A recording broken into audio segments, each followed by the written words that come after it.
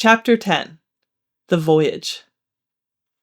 All that night we were in a great bustle getting things stowed in their place, and boatfuls of the squire's friends, Mr. Blandley and the like, coming off to wish him a good voyage and a safe return. We never had a night at the Admiral Benbow when I had half the work, and I was dog-tired when, a little before dawn, the boatswain sounded his pipe and the crew began to man the capstan bars. I might have been twice as weary, yet I would not have left the deck, all was so new and interesting to me. The brief commands, the shrill note of the whistle, the men bustling to their places in the glimmer of the ship's lanterns. "Now, barbecue, tip us a stave!" cried one voice. "The old one!" cried another. "Aye, aye, mates!" said Long John, who was standing by with his crutch under his arm, and at once broke out in the air and words I knew so well. 15 men on the dead man's chest. And then the whole crew bore chorus, "Yo ho ho, and a bottle of rum." And at the third ho, drove the bars before them with a will. Even at that exciting moment it carried me back to the old Admiral Benbow in a second, and I seemed to hear the voice of the captain piping in the chorus. But soon the anchor was short up. Soon it was hanging dripping at the bows. Soon the sails began to draw, and the land and shipping to flit by on either side, and before I could lie down to snatch an hour of slumber, the Hispaniola had begun her voyage to the Isle of Treasure. I am not going to relate that voyage in detail. It was fairly prosperous. The ship proved to be a good ship, the crew were capable seamen, and the captain thoroughly understood his business. But before we came the length of Treasure Island, 2 or 3 things had happened which require to be known. Mr. Arrow, first of all, turned out even worse than the captain had feared. He had no command among the men, and people did what they pleased with him. But that was by no means the worst of it, for after a day or 2 at sea he began to appear on deck with hazy eye, red cheeks, stuttering tongue, and other marks of drunkenness. Time after time he was ordered below in disgrace. Sometimes he fell and cut himself. Sometimes he lay all day long in his little bunk at one side of the companion. Sometimes for a day or 2 he would be almost sober and attend to his work at least passably. In the meantime, we could never make out where he got the drink. That was the ship's mystery. Watch him as we pleased, we could do nothing to solve it, and when we asked him to his face, he would only laugh if he were drunk, and if he were sober, deny solemnly that he ever tasted anything but water. He was not only useless as an officer and a bad influence among the men, but it was plain that at this rate he must soon kill himself outright. So nobody was much surprised, nor very sorry, when one dark night with a head sea he disappeared entirely and was seen no more. "Overboard," said the captain. "Well, gentlemen, that saves the trouble of putting him in irons." But there we were without a mate, and it was necessary, of course, to advance one of the men.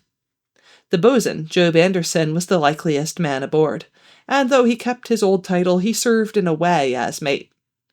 Mr. Trelawney had followed the sea, and his knowledge made him very useful, for he often took a watch himself in easy weather. And the coxswain, Israel Hands, was a careful, wily old experienced seaman who could be trusted at a pinch with almost anything. He was a great confidant of Long John Silver, and so the mention of his name leads me on to speak of our ship's cook, Barbecue, as the men called him. Aboard ship he carried his crutch by a lanyard round his neck, to have both hands as free as possible. It was something to see him wedge the foot of the crutch against a bulkhead, and, propped against it, yielding to every movement of the ship, get on with his cooking like someone safe ashore. Still more strange was it to see him in the heaviest of weather cross the deck. He had a line or 2 rigged up to help him across the widest spaces. Long John's earrings, they were called. And he would hand himself from one place to another, now using the crutch, now trailing it alongside by the lanyard, as quickly as another man could walk. Yet some of the men who had sailed with him before expressed their pity to see him so reduced. "He's no common man, Barbecue," said the coxswain to me. "He had good schooling in his young days, and can speak like a book when so minded, and brave, a lion's nothing alongside of Long John. I seen him grapple 4 and knock their heads together, him unarmed." All the crew respected, and even obeyed him. He had a way of talking to each and doing everybody some particular service. To me he was unweariedly kind, and always glad to see me in the galley, which he kept as clean as a new pin, the dishes hanging up burnished and his parrot in a cage in one corner. "Come away, Hawkins," he would say. "Come and have a yarn with John. Nobody more welcome than yourself, my son. Sit you down and hear the news. Here's Captain Flint. I calls my parrot Captain Flint after the famous buccaneer. Here's Captain Flint predicting success to our voyage. Wasn't you, Captain?" And the parrot would say with great rapidity, "Pieces of 8, pieces of 8, pieces of 8, till you wondered that it was not out of breath, or till John threw his handkerchief over the cage. "Now that bird," he would say, "is maybe 200 years old, Hawkins. They lives forever, mostly. And if anybody's seen more wickedness, it must be the devil himself. She sailed with England, the great Captain England the pirate. She's been at Madagascar and at Malabar and Suriname and Providence and Portobello. She was at the fishing up of the wrecked plate ships. It's there she learned pieces of 8, and little wonder. 350,000 of 'em, Hawkins. She was at the boarding of the Viceroy of the Indies. Out of Goa she was. And to look at her you would think she was a babby. But you smelt powder, didn't you, Captain? Stand by to go about. Ah, she's a handsome craft, she is," the cook would say, and give her sugar from his pocket, and then the bird would peck at the bars and swear straight on, passing belief for wickedness. "There," John would add, "you can't touch pitch and not be mocked, lad. Here's this poor old innocent bird of mine swearing blue fire, and none the wiser, you may lay to that. She would swear the same in a manner of speaking before chaplain." And John would touch his forelock with a solemn way he had that made me think he was the best of men. In the meantime, the squire and Captain Smollett were still on pretty distant terms with one another.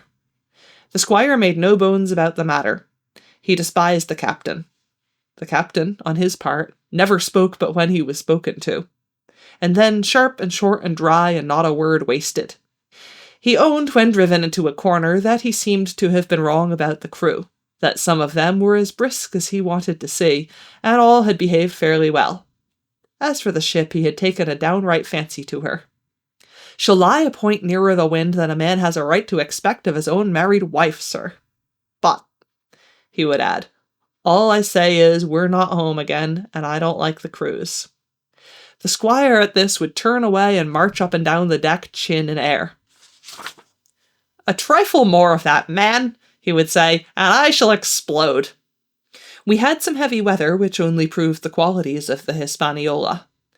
Every man on board seemed well content, and they must have been hard to please if they had been otherwise, for it is my belief there was never a ship's company so spoiled since Noah put to sea. Double grog was going on the least excuse. There was duff on odd days, as, for instance, if the squire heard it was any man's birthday, and always a barrel of apples standing broached in the waist for any one to help himself that had a fancy. "Never knew good come of it yet," the captain said to Dr. Livesey. "Spoil forecastle hands, make devils. That's my belief." But good did come of the apple barrel, as you shall hear. For if it had not been for that, we should have had no note of warning, and might all have perished by the hand of treachery. This was how it came about. We had run up the trades to get the wind of the island we were after. I am not allowed to be more plain. And now we were running down for it with a bright lookout day and night. It was about the last day of our outward voyage by the largest computation. Sometime that night, or at latest before noon of the morrow, we should sight the treasure island. We were heading south-southwest and had a steady breeze abeam and a quiet sea. The Hispaniola rolled steadily, dipping her bowsprit now and then with a whiff of spray. All was drawing alow and aloft. Everyone was in the bravest spirits because we were now so near an end of the first part of our adventure. Now, just after sundown, when all my work was over and I was on my way to my berth, it occurred to me that I should like an apple. I ran on deck. The watch was all forward looking out for the island. The man at the helm was watching the luff of the sail and whistling away gently to himself. And that was the only sound, excepting the swish of the sea against the bows and around the sides of the ship. In I got bodily into the apple barrel, and found there was scarce an apple left. But sitting down there in the dark, what with the sound of the waters and the rocking movement of the ship, I had either fallen asleep or was on the point of doing so when a heavy man sat down with rather a clash close by. The barrel shook as he leaned his shoulders against it, and I was just about to jump up when the man began to speak. It was Silver's voice, and before I had heard a dozen words, I would not have shown myself for all the world, but lay there, trembling and listening, in the extreme of fear and curiosity. For from these dozen words I understood that the lives of all the honest men aboard depended upon me alone.